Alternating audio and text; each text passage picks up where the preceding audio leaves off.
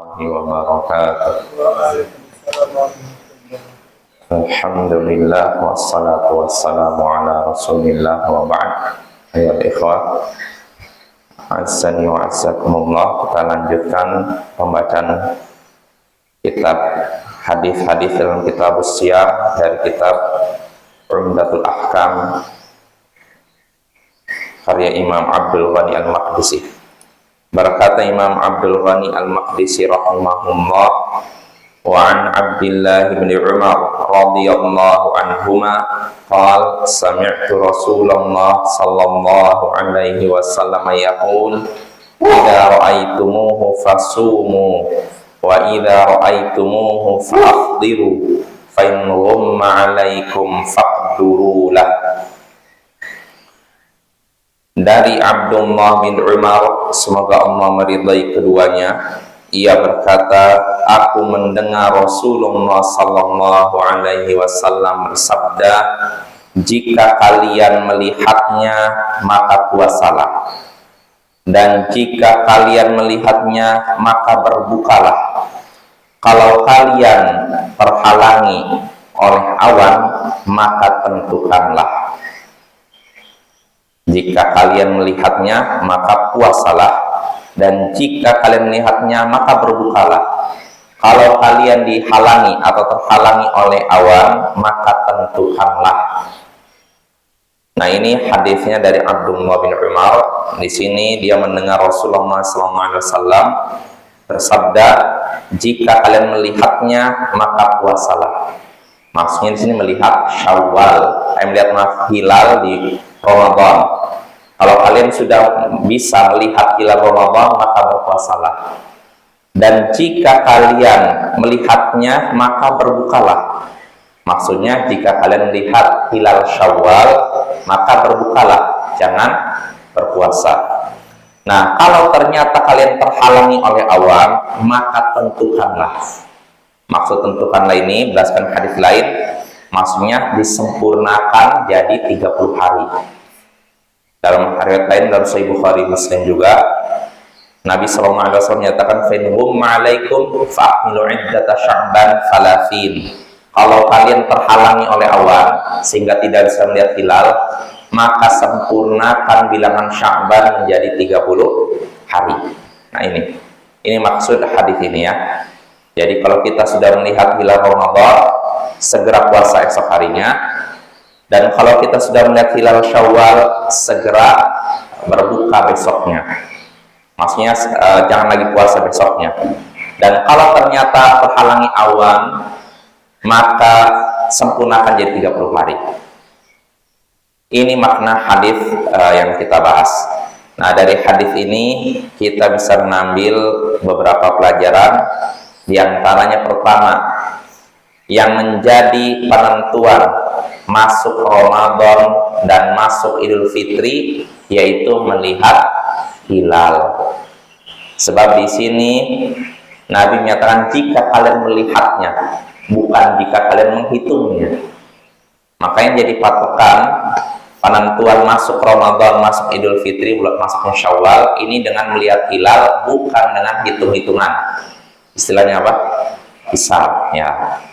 Dan melihat di sini, melihat hilal sini bisa dengan mata telanjang atau menggunakan teropong, alat tertentu. Itu diperbolehkan, tapi itu bukan syarat.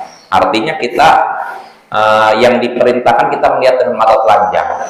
Kalau memang kita nggak ada alat, nggak masalah mata telanjang ya. Tapi kalau ada alat, maka nggak masalah pakai alat juga. Tapi itu bukan syarat. Ya.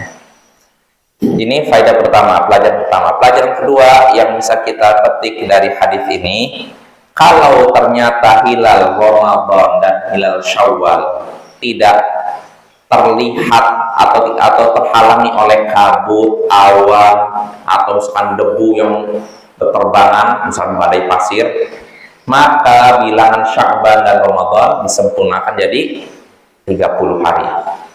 Jadi kalau misalnya hilalnya terhalangi oleh kabut, asap, dan semacamnya, maka bilangan Ramadan atau Sya'bannya disempurnakan jadi 30 hari. Nah, itu faedah kedua. Ya, lalu faedah ketiga, Makanya Bapak kalau memang tidak terlihat karena kabut, awan dan semacamnya, itu disempurnakan 30 hari dan tidak boleh seorang puasa esok harinya. Dengan alasan hati-hatian, bisa jadi ini udah masuk Ramadan, cuma karena ada awan, kabut, oh yaudahlah ini aja lah, besoknya puasa. Padahal tidak nampak hilal. Nah, ini jangan. Bahkan itu terlarang, sebagaimana sudah kita bahas pada pertemuan sebelumnya, dan juga pernyataan Ammar bin Yasir, seorang sahabat Nabi, yang sampai berkata, man shawmal yawmal ladzi syakku fi faqad asa Abul Qasim. Sebutkan Sunan Abu Daud, siapa yang berpuasa pada hari yang diragukan itu seperti tadi, hilalnya tidak tampak karena ada kabut dan semacamnya. Siapa yang berpuasa pada hari yang diragukan, maka sungguh ia sudah durhaka kepada Abul Qasim. Abul Qasim siapa maksudnya? Nah, Nabi Muhammad Sallallahu Alaihi Wasallam. Nah itu ya, itu yang kedua.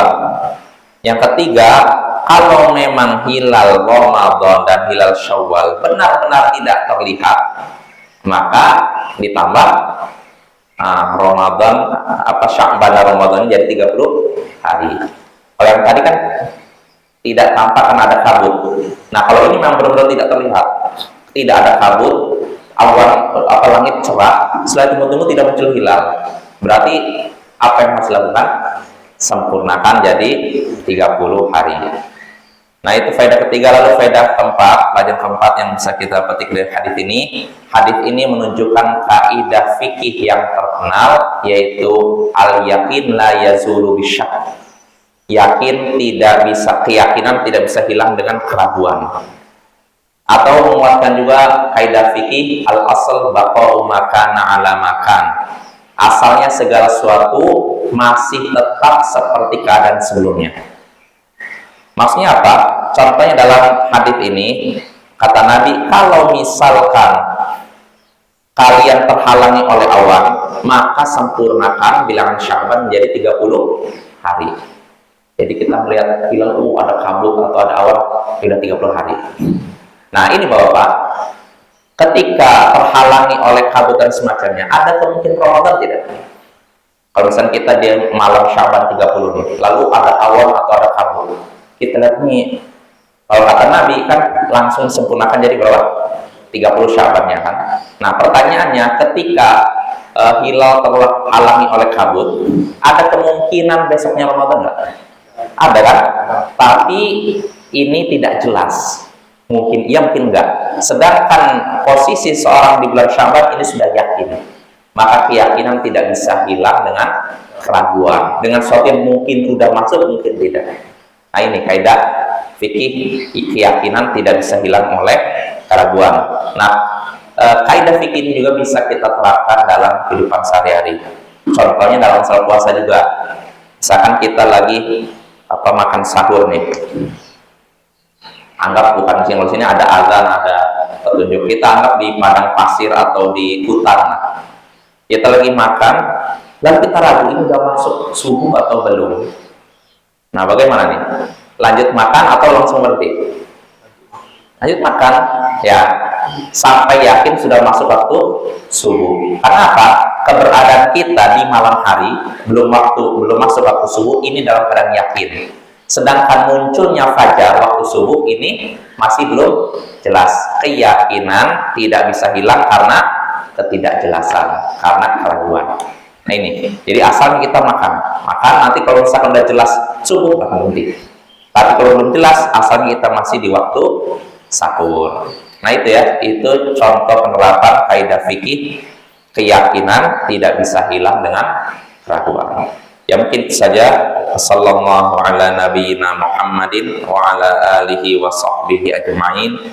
Wa akhiru da'wana anil hamdulillahi rabbil alamin. Assalamualaikum warahmatullahi wabarakatuh.